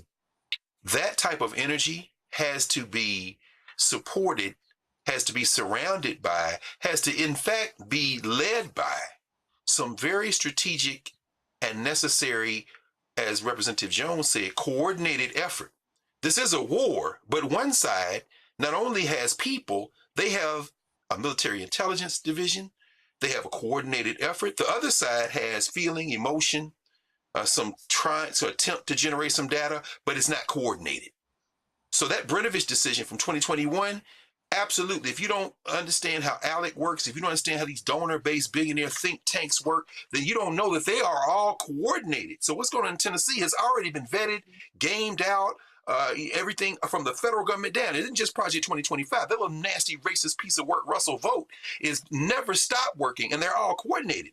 You can't beat them with an appeal to emotion in a speech. It's necessary to generate enthusiasm and support, but we need the NAACP, we need Black Futures Lab, we need everybody to coordinate efforts, and then we need them to come to the Black Star Network and help people understand in translatable action how this coordinated effort must now translate into action. Otherwise, those speeches get us amped, and then we go and turn on the game to see whether Victor Wembanyama can win his first chip. We got to stop that, but it's going to require us getting our coordinated intelligence game together in this war, because appeals to emotion leave us exhausted at the end of the day, and while they're important, they are not sufficient when you don't have a plan. And Greg, then we've got this idiot, Chief Justice John Roberts, who does an interview saying that the Supreme Court is not political. And he says Supreme Court justices are not political actors. And I think at a very basic level, people think we're making policy decisions. We're saying we think this is how things should be as opposed to what the law provides. I think they view us as purely political actors, which I don't think is an accurate understanding of what we do. He's full of shit. They absolutely are political actors. Just last week, Clarence Thomas complained about in RIP progressives. Samuel Alito was flying flags linked to January 6 folks. You damn right they are political actors. And Roberts, from when he was working in the DOJ, he wanted to destroy the Voting Rights Act, and he now has gotten his wish. Chief Justice John Roberts should shut the fuck up. Well, let me say this very quickly. I like it, and I'll tell you why. These are not men.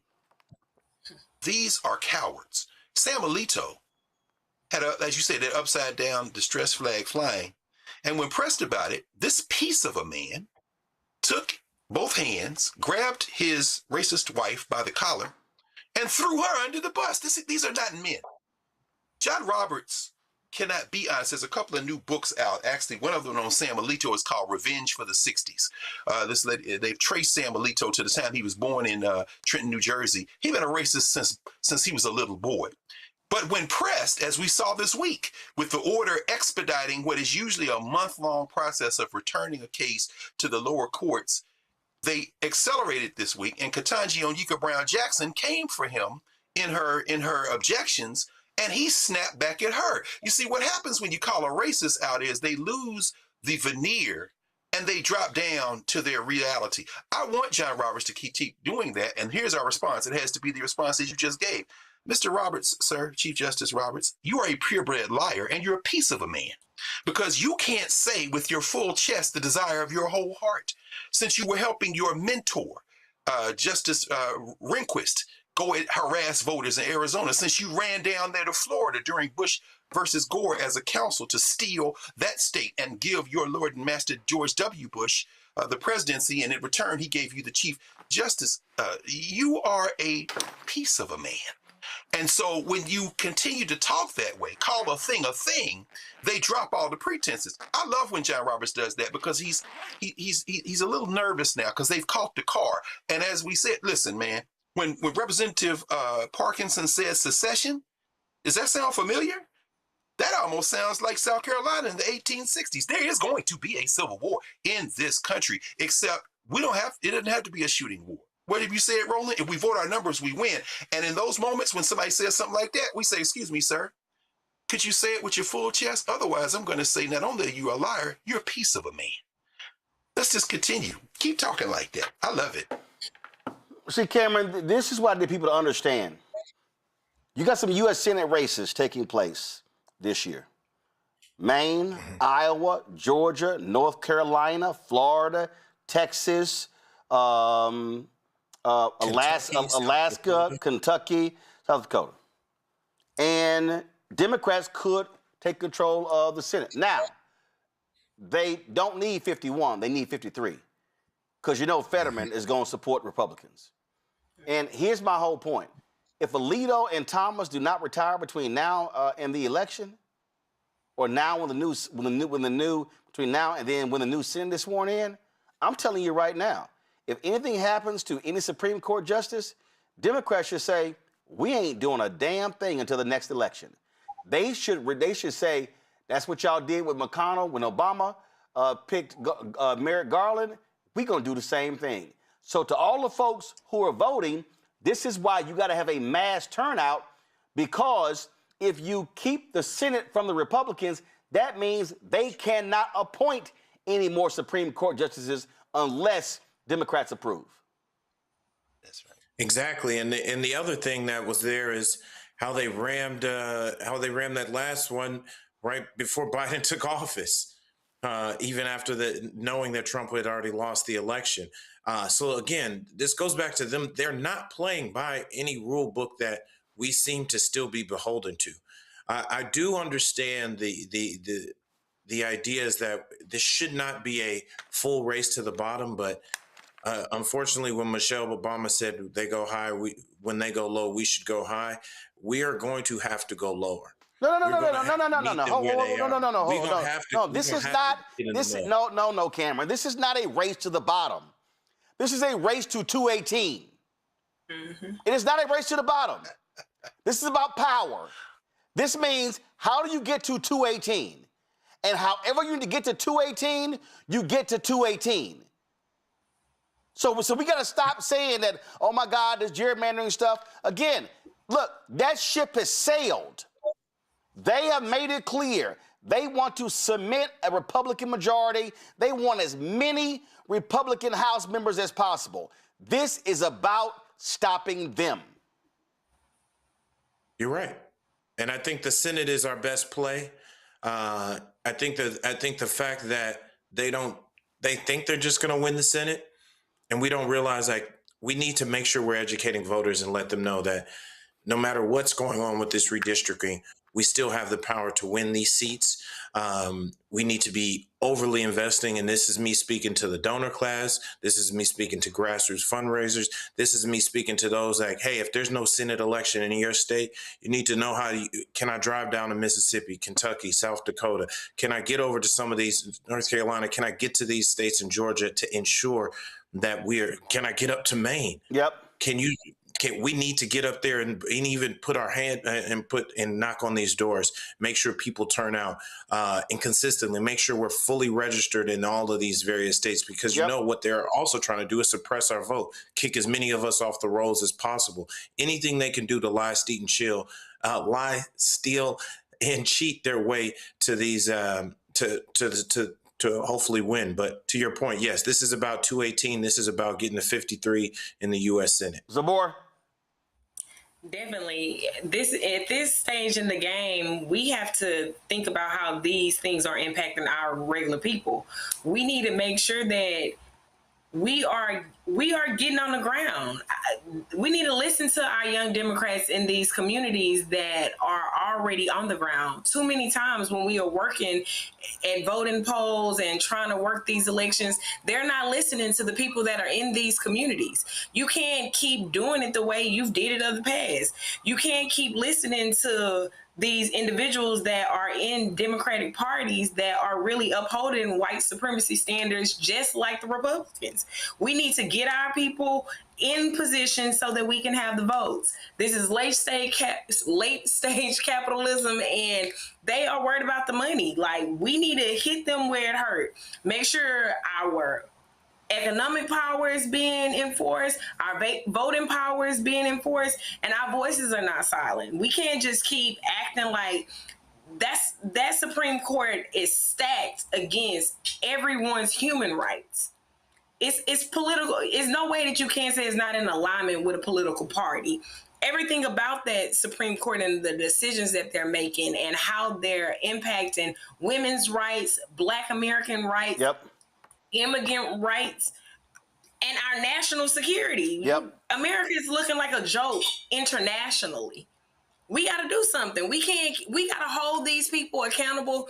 And I watched firsthand during the Kamala Harris campaign being actively involved, and they are not listening to people that are working these elections during primaries on what to do. You're not going into the communities that will vote. You have millennials, we're in our 40s. We are ready to do something different. And half the people are the people that would have just got on the bus and stayed on the bus during the Rosa Parks era because they're too comfortable with their comforts. Well, it's real simple. This is no time for anybody being comfortable. I got to go to a break. We come back.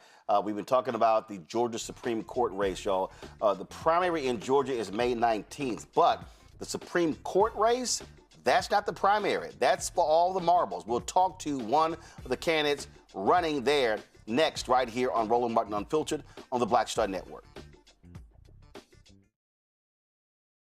I'm Brittany Noble, Midwest-born, HBCU educated with experience in newsrooms across the country. Well, I've teamed up with Roland Martin to bring to you The Breakdown. This isn't just news. It's our stories, our voice, our community. Join me for The Breakdown, Monday through Friday at midday, only on the Black Star Network.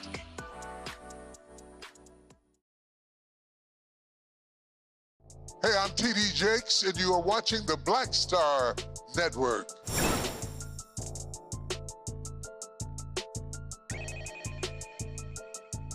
A couple days ago, Isaac Hayes III posted this on social media. He talked about Georgia.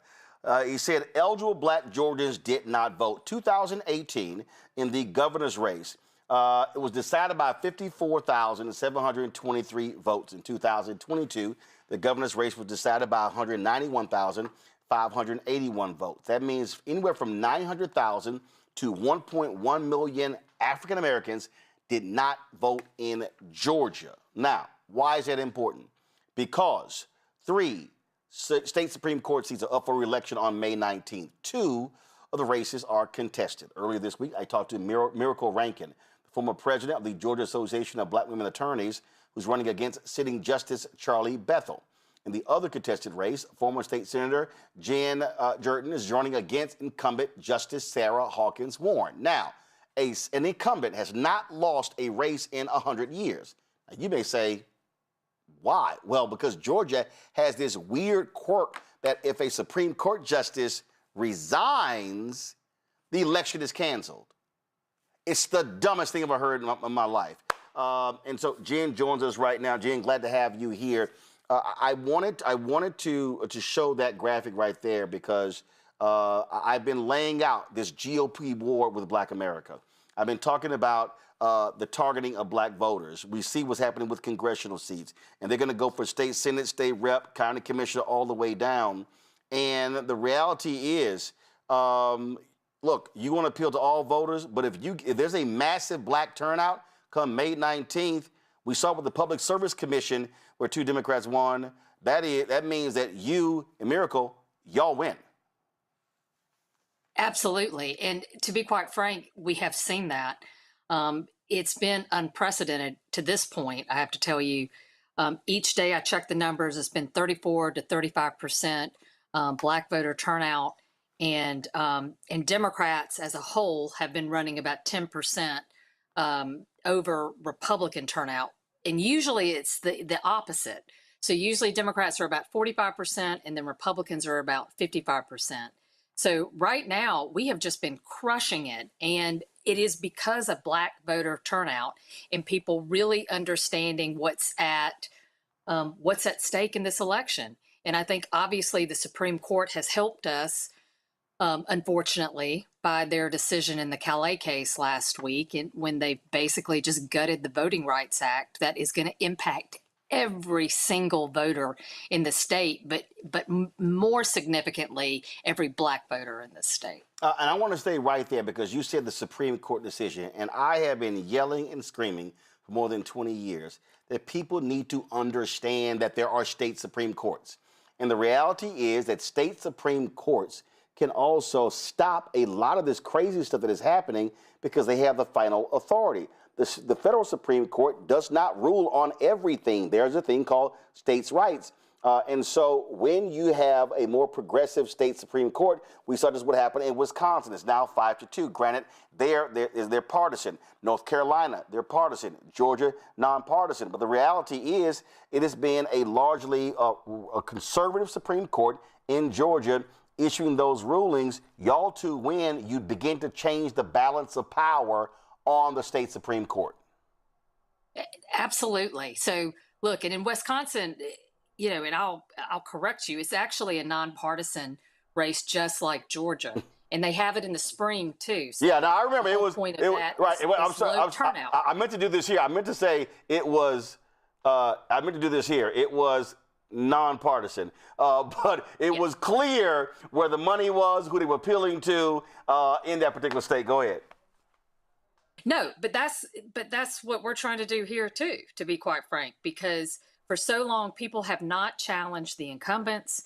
Everybody's been like, oh, well, we're just going to act like we're impartial and look, we're so fair and don't worry about it.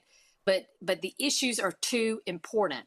And right now with the U.S. Supreme Court basically gutting fundamental rights left and right, and those decisions now coming back down to the state Supreme Courts, and in particular in Georgia, whether you're talking about the fundamental rights with respect to do women have autonomy over their bodies, whether you're talking about voting rights, right?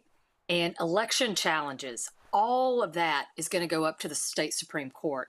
And so, we used to run to the federal courts to protect our rights, especially in the southern states, right? That was where we could go. We cannot go there anymore.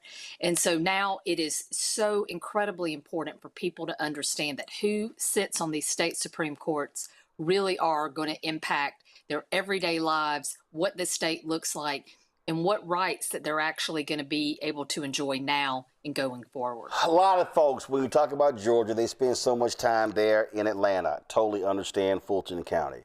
But how much time have you been spending in Albany, in Jonesboro, in Savannah, in other parts? Because rural Georgia, if you look at the numbers, the way Republicans have won in Georgia, they ran up huge majorities in rural Georgia and all those little small counties that offset what was happening in Fulton County, in Gwinnett County, and those places. And so what has been your strategy as you have been traveling around the state trying to get folk to vote? Look, I'm originally from South Georgia. I've lived in Albany. I've lived pretty much everywhere around the state. And in terms of the areas of Georgia where they tend to be a lot more Republican, my strategy has always been to lose less in those places. So you go to those communities, you talk to people, right? Because that's what we've been missing. It's if folks are just turning into Fox News or whatever, they get a really skewed view of politics, of people's positions, of what's actually happening in the real world. So a lot of times you go into these communities that you know you're not going to win, but by God, you can lose less. And that's what you do. You add up all of that in terms of losing less, and then you go into the communities that actually support you. You talk to people, you let them know what your values are and what you care about, and then you try to run the table there. And then, you know, when you're talking about a 50-50 state, that is so incredibly important. You can't leave anybody out of the conversation, but you have to be realistic about, you know, who shares your values, but also you have to be realistic about the communities that you can go into and maybe just pick a few people off. Obviously, Supreme Court justices rule on cases that come before them. So it's a little hard to sort of lay out what a vision is for someone getting elected. What are you telling voters, especially black voters, why they should vote for you for the Supreme Court? So it is hard because we're not supposed to talk about anything that would be construed as prejudging a case. But what I'd like to do is I like to point folks to my legal career. For 25 years, I've represented individuals. I've sued the state a number of times, and including the current governor. I've sued the Georgia Department of Corrections. You know, when there's overreach and they hurt people, then they need to be called on the carpet, right? And that's what I've done in my career. And then as a state senator, I've really, you know, I've been in the fight for a while.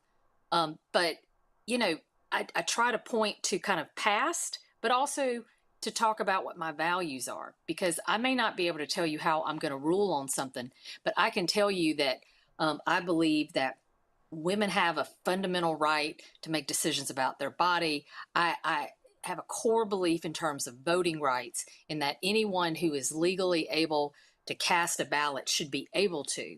And so when you talk about that with folks and tell them what your personal beliefs are, understanding that that's not about prejudging a case, then they get a better sense of who you are and what kind of justice you're going to be on the Supreme Court.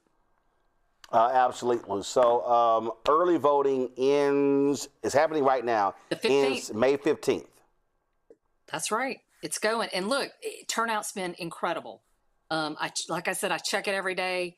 We're killing it every day, but we have got to keep that up. And we have to, you know, I was outside of UPS facility today greeting workers coming in, you know, when they were going on shift and coming off shift, and just trying to talk to everybody about just how important this election is. And I had a few folks tell me that, you know, I just don't vote. And I'm like, you can't do that. It is so incredibly important, especially when the margins, you know, they're going to be so close that it is going to make a difference in this election if people get out and actually vote. Absolutely. All right, folks. Jean Jordan, folks, this is how you can reach her. Pull the graphic up, please. Pull the graphic up. Thank you. Nope. The graphic how to reach her. The graphic how to reach her. It's right there in your graphic box. No, that's my iPad. Okay. All right. Okay. Thank you. That's how you can reach her. My God. All right. So Facebook, Instagram, and for the website, now come to my iPad now. This is her website. Folks, go to the website, JEN4Georgia.com. Folks, I'm telling you, Supreme Court races are critically important, and I need black folks. I do not want 50, 55, 60% turnout. It needs to be 70, 80, 90. I keep saying overwhelm the ballot box. That's what we must do. Jen, we appreciate it. Thanks a lot. Thank you so much. All right, good luck. Let's go back to my panel here. We cannot express enough, I'll start with you, Greg, that people have got to understand. They got to understand Supreme Court races. We just can't act, it's no big deal. These are the folks who are the final arbiters of the law in the state. We are seeing on the federal level what happens when you get those type of justices.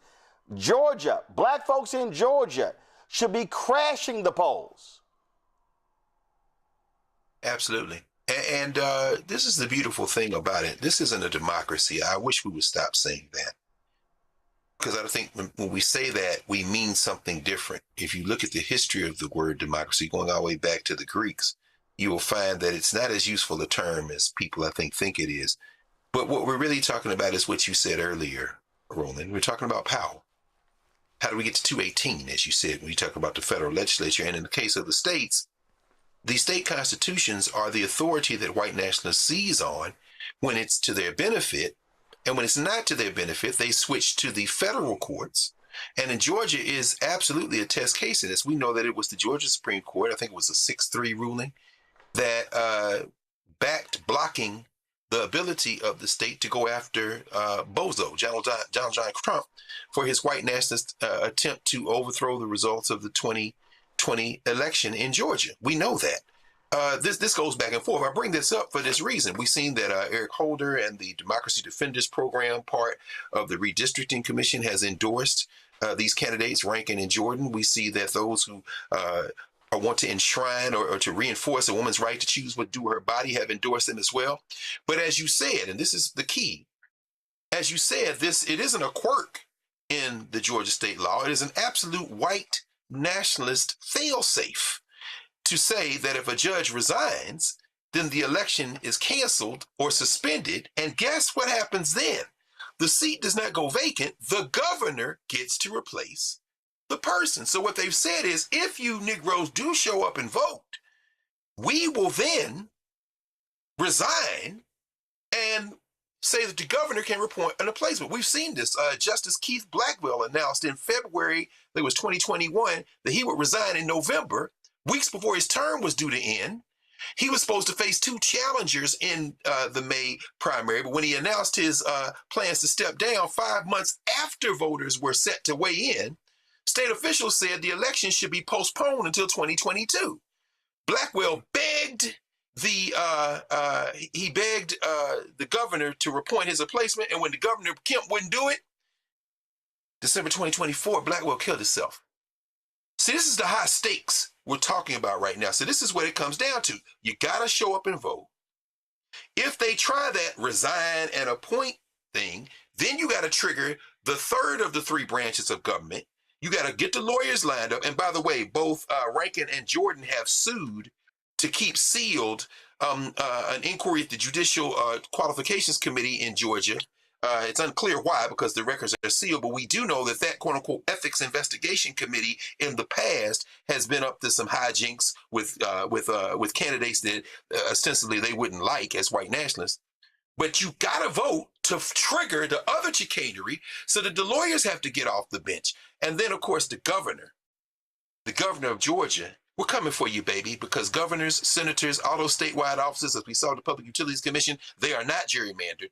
The governor might get off the bench. I really do think, Roland, that what they are doing at this juncture, in this desperation, they are pushing this to a point where people will get out and vote, if for no other reason than people generally don't like, unless you're a white nationalist, they don't like the question of being unfair. And this Georgia Supreme Court election is pivotal. I think, do you know, I think it's 8 of 9 on the current court are selected by white nationalist voters or governor appointments. So these 2 seats won't flip it, but it'll get it closer to being flipped. Absolutely. I'm going to have that for you. Zipporah, go ahead. We know that the Supreme Court is super important when you look at disparities and how the judges may not write the laws, but they decide how those laws really affect real people. If those disparities are documented of ignoring them and the judicial interpretation really it don't make them disappear, but it really preserves those things. So we have to make sure that we're getting out and voting. Like, people already don't trust the criminal justice system. So we know that Black and brown individuals are getting convicted way higher. So by us not getting out and vote, we are really making those disparities increase. It's our responsibility to get out, vote for people that we can at least try to, like you said, even that balance to where we can bring it up and have more people on the Supreme Court that could represent decisions that really are beneficial to us and that are reducing some of those disparities. We can't change the laws without having the right people in place. And we can't have the right people in place without our people that are registered to vote. 1.1 million of you did not vote. You got to get out there and vote. You got to get out there and understand that these courts are being stacked. They're playing dirty games, using tricky words, tricky things just to get the right people in place so that your rights are study trampled over, study not being upheld the way they should be. So we got to get out and vote. We got to educate people, and we got to understand that these Supreme Court justices, we wouldn't be in the position that we are in if we had more Supreme Court justices because people got out and voted in the primaries. And to Greg's points, yes, 8 of the 9 Supreme Court justices were appointed by a Republican governor. That's how they've been able to control, because they do not want elections. Cameron.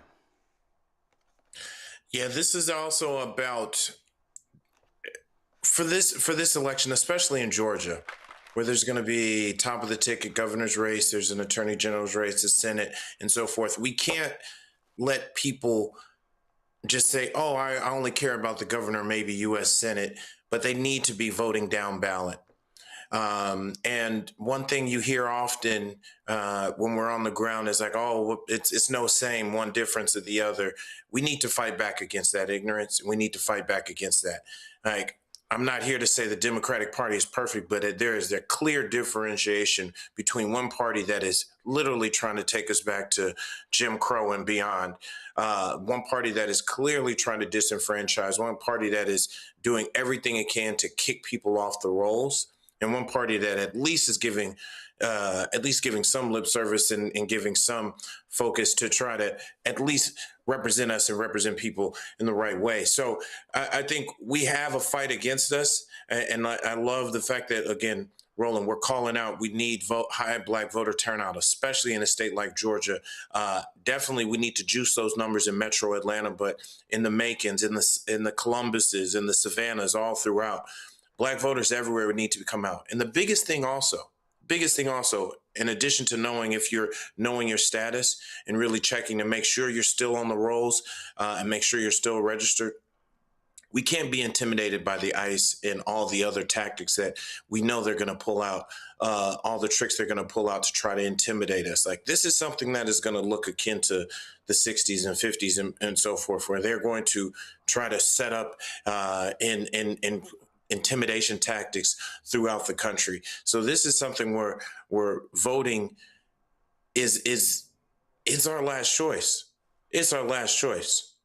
And we have to impress that upon every single person. Every single person. I don't care what the excuse is. Well, I think it's nuts when somebody says, "Oh, I don't vote," because guess what? Politics is doing you. Folks, this news dropped yesterday. Charlotte Mayor Vi Lyles, 6 months after she won re-election, says she's going to resign in June. She'll be resigning on June 30th. She did not give a reason. She's the city's second longest mayor. She won a 5th term in November. Not sure why. She's 73 years old. Not sure if it's about health. According to this story here, Lyles has only attended 2 city council zoning meetings in the last 18 months. And so some people have questioned what's going on. Again, her resignation will be effective on June 30th. And so longtime Charlotte Mayor longtime Charlotte Mayor Vi Lyles resigning as mayor, and of course be effective on June 30th. Time for Black Star Network headlines with Brittany Noble. An Atlanta judge says the Justice Department can keep election ballots from the 2020 election that were seized during an FBI search in January. Wednesday's ruling represents a rare victory for President Donald Trump's administration, which is pursuing claims of widespread voter fraud, despite those claims being widely discredited. Judge J.P. Booley rejected Fulton County's request for the return of the original copies of the seized materials. As a result of this ruling, the FBI will keep more than 600 boxes of 2020 ballots while it investigates whether election records were improperly retained or if residents of Fulton County, which includes most of Atlanta, were denied a fair election.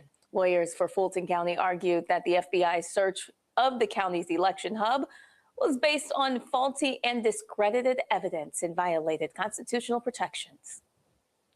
In Northeast Houston, residents say bulldozers are tearing through what they believe is the final resting place of 30 to 40 Black souls, many believed to be connected to formerly enslaved people who came from Virginia. This month, bulldozers have been clearing land in the Rosewood Estates area. That's now the Glenwood Manor subdivision. And some graves reportedly included above-ground vaults. And over the years, the trees and heavy overgrowth covered parts of that cemetery. The land was later listed and marketed as vacant commercial property, a move that advocates say ignored the very reality that this was sacred ground. Historic Black cemeteries were often unrecorded or ignored, leading to the development over the sites. And community activist groups such as Project Respect work to restore and protect sites like this. A new study reveals that ethnic studies courses can significantly enhance student success, particularly for Black and Latino students. Published in the American Educational Research Journal, the research followed over 24,000 students in the San Francisco Unified School District from 2008 to 2023.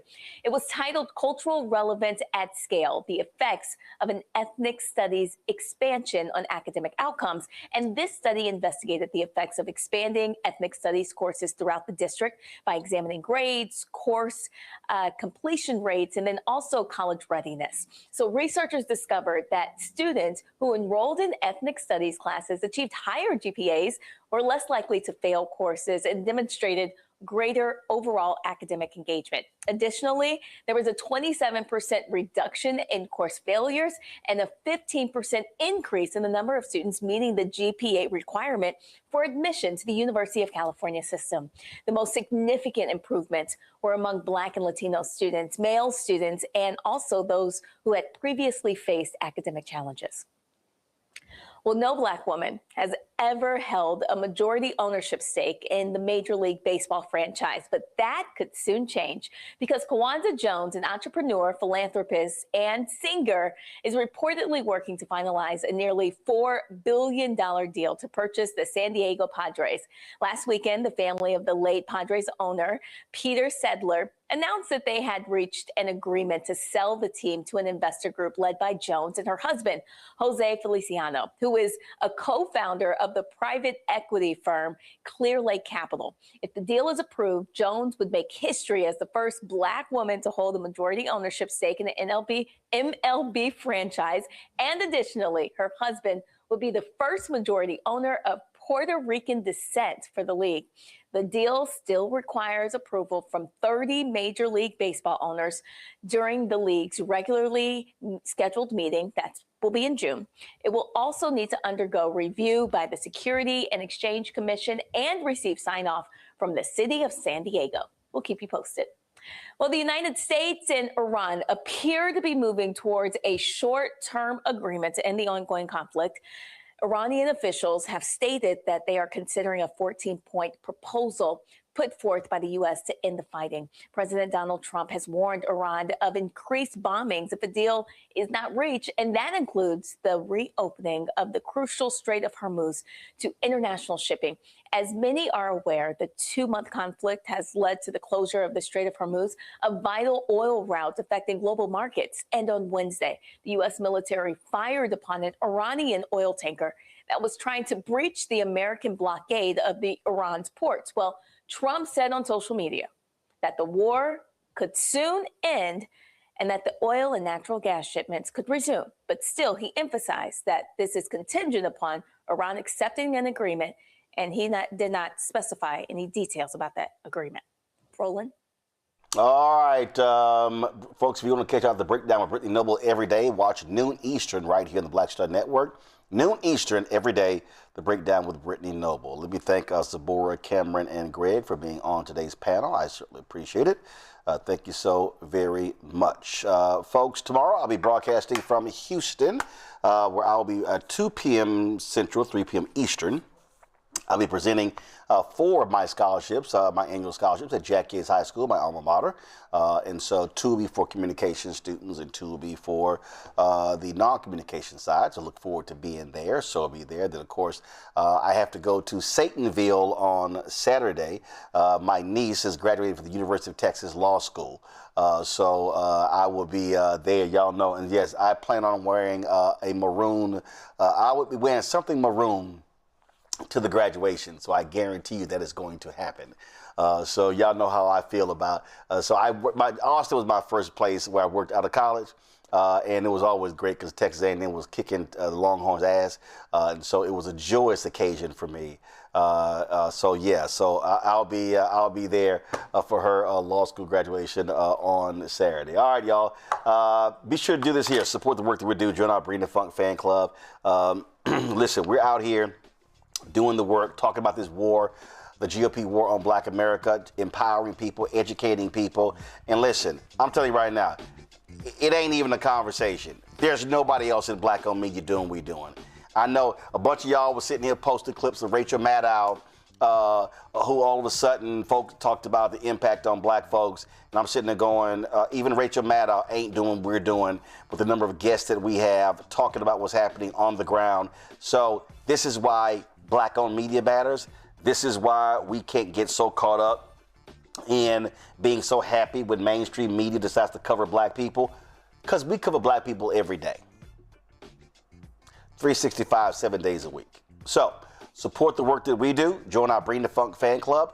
We're at $47,000. Let's get to 50,000. Let's get higher than that. If you want to contribute via Cash App, use a Stripe QR code. You see it right here. It's also for credit cards, checks, and money order. Make it payable to Roland Martin Unfiltered, P.O. Box 571996, Washington, D.C. 20037-0196. I know y'all, I see y'all, some of y'all saying, oh, no, Roland, Rachel, good people. I didn't say she wasn't good people. What I said was she is not covering the GOP's war on Black America as in-depth as we are. We've been doing it every single day. We didn't do it one night. Check yourself. PayPal, R Martin Unfiltered, Venmo, RM Unfiltered, Zelle, Roland at RolandSMartin.com, Roland at RolandMartinUnfiltered.com. Download the Black Star Network app, Apple phone, Android phone, Apple TV, Android TV, Roku, Amazon Fire TV, Samsung Smart TV. If you want to get our Roland Martin Unfiltered swag, do me a favor, go to shopblackstarnetwork.com, shopblackstarnetwork.com for our t-shirts, our hoodies, wall art, mugs, you name it, we got it. Also, support the Black-owned businesses that we have on our marketplace. Every product that you see on this table in our studio, these are Black-owned companies. And so they've got dresses, we've got stuff for folk who work in the medical field, dolls, crossword puzzles, backpacks, skin care for men, for women. We've got watches, jewelry, you name it. Just go to shopblackstarnetwork.com, go to our marketplace, and you can peruse all of these products. And again, these are all Black-owned companies. We keep talking about Buy Black. We make it a lot easy for y'all to do so. So go to shopblackstarnetwork.com. Download the app fan base. Follow me at Roland S. Martin. Listen, right wings owning social media. We got to be owning our own media as well. So download the app fan base. And of course, that's it. I'm going to see y'all tomorrow right here. Roland Martin Unfiltered on the Black Star Network.